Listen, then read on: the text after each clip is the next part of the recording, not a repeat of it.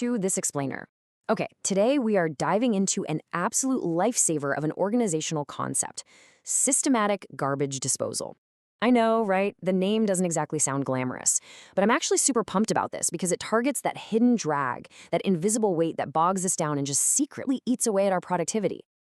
This whole framework is inspired by the brilliant Fredman Malik, and trust me, it's going to completely flip how you look at your daily to-do list. So really ask yourself right now, which 10-page report in your office does literally nobody read? Come on, we all have one.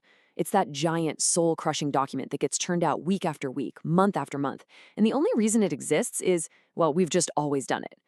Think about it. Think about the hours people spend pulling data, tweaking charts, writing executive summaries, all for it to be immediately dragged into an archive folder to die. That is time straight up stolen from real impactful work. Let's be radically honest with ourselves here. That stuff is pure garbage, and we need to kill it. Section 1. Syndrome of Excess Burden. Let's feel the everyday pain of this for a second. Think about those unread monthly reports your team is sweating over. Hours of data gathering for a PDF that literally goes straight to the archive. Or, hey, why are we still holding traditional mandatory meetings where everyone just stares blankly at a wall, zoning out entirely just because, it's Tuesday morning? And what about those pointless, repetitive forms we all fill out with absolutely zero meaning behind them, purely to check some bureaucratic box? What about those legacy processes that were, sure, incredibly useful 5 years ago, but are now just this obsolete burden slowing down every single decision we make? Oh, and how many email distribution lists were supposed to be helpful, but now just flood your inbox with spam, making you hit delete 50 times a day? It's completely maddening, isn't it? Section 2. Organization as a living organism. Think of it this way. Any biological organism that can't excrete, that loses the ability to expel the old, the outdated, the toxic stuff, it suffers a slow death. Without excretion, it's slow death. But with systematic disposal, it's survival. Imagine a fly trapped in a spider web. The web is tightly woven, sure, but at first, it doesn't entirely stop the fly from moving. The fly just kind of lives in that web, acting like it's a normal part of its environment. But slowly, over weeks, over months, that web gets heavier and heavier until the fly can't move at all. Well, that fly is your organization if it can't excrete the old. It will slowly die under the crushing weight of its own administrative spiderweb. Every new, exciting initiative you launch, instantly tangled up in the old ways of doing things. Section 3, Garbage Disposal and Muda. So, enter the concept of Muda. You might know this one. It's a foundational term from lean management. Muda is literally any activity that consumes resources without actually creating value. And applying this gives our idea of organizational garbage a real academic methodological backbone, right? It elevates it from just being this annoying thing we complain about at the water cooler to a recognized serious operational failure. Because here is a hard truth for anyone leading a team. A manager's hardest decision isn't actually figuring out what to do. Nope, the absolute hardest decision is figuring out what not to do. Identifying this muda is the very first critical step in making that vital decision. So, I want you to actively interrogate every single process in your organization.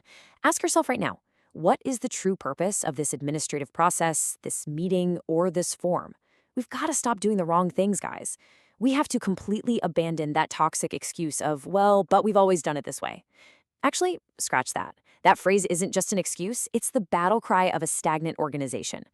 If a process or a meeting or a form has no clear, tangible purpose that actually moves the needle forward, it's muda. It's garbage. And keeping it around out of sheer habit, that is actively harming your team's potential. Now, the absolute crucial point, the ultimate paradigm shift of this entire explainer is right here. Killing a process is an act of leadership, not a loss. So often, we're terrified to stop doing something because we're afraid of the symbolic damage, right? We worry it looks like we're giving up or shrinking our influence or somehow admitting defeat on a past project. But honestly, terminating a useless process is a profound act of strength. It is incredibly liberating. It proves to your team that you value their time way more than you value outdated bureaucracy. Contrast that heavy, tangled web we talked about earlier with a newly cleared space. On the left side, people worry about cutting functionality, which feels like a loss. They think removing a process means doing less work or delivering less value. But reality shows us something entirely different. Look at the right side. When you systematically cut the burden, you aren't slashing your core functions. No, you are gaining more capacity, a much more relaxed team, and a significantly sharper focus. You are literally giving your team room to breathe again. By finally turning down that background noise, the actual signal becomes so much stronger. Section 4. The Rule of Three Things. Okay, here's your exact time-bound action plan to make this happen. Step 1. I want you to sit down this week and make a kill list of exactly 3 items. Just 3.